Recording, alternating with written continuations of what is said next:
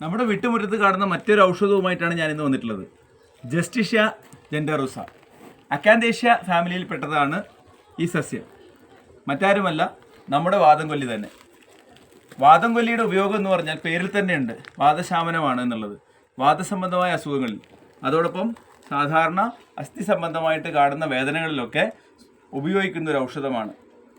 അകത്ത് കഴിക്കുന്ന ഔഷധങ്ങളിൽ കൂടാതെ പുറമെ പുരട്ടുന്ന ഔഷധങ്ങളിലും, അതുപോലെ നമുക്ക് വീട്ടിൽ നിന്ന് ചെയ്യാൻ പറ്റുന്ന ഇലക്കിഴികളിലുമൊക്കെ ഉപയോഗിക്കുന്ന ഒരു ഔഷധമാണ് അക്കാന്തേഷ്യ ഫാമിലിയിൽപ്പെട്ട നമ്മുടെ സ്വന്തം വാദംകൊല്ലി. സസ്യത്തെക്കുറിച്ചുള്ള വിവരണങ്ങളൊക്കെ കേട്ടു. ഇനി നമുക്ക് ഏതാണ് ആ സസ്യം എന്ന് പരിചയപ്പെടാം.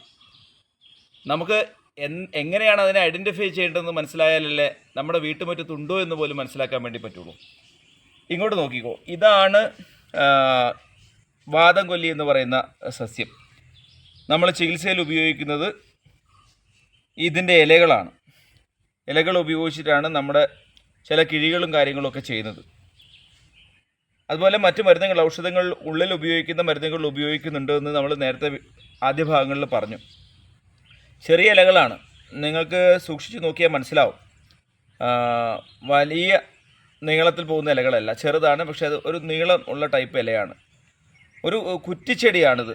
ഈ സസ്യം ഒരുപാട് ഉയരത്തിൽ വളരുന്ന സസ്യമല്ല, കുറ്റിച്ചെടിയാണ്. ഒരു ബുഷ് ടൈപ്പാണ്. കുറച്ച് നല്ല വെള്ളമൊക്കെയുള്ള സ്ഥലങ്ങളിലാണ് കൂടുതലായിട്ട് വളരുന്നത്. വെള്ളം കുറയുമ്പോഴത്തേക്ക് തന്നെ അതിന് ചെറിയ വാട്ടമൊക്കെ വന്നു ചേരുന്നുണ്ട്. അപ്പോൾ നമ്മൾ വീടുകളിൽ പരിചരിക്കുമ്പോൾ നല്ല ശ്രദ്ധ കൊടുത്താൽ നന്നായി വളർത്തിയെടുക്കാൻ പറ്റുന്ന ഒരു ഔഷധ ചെടിയാണ് വാദംകൊല്ലി.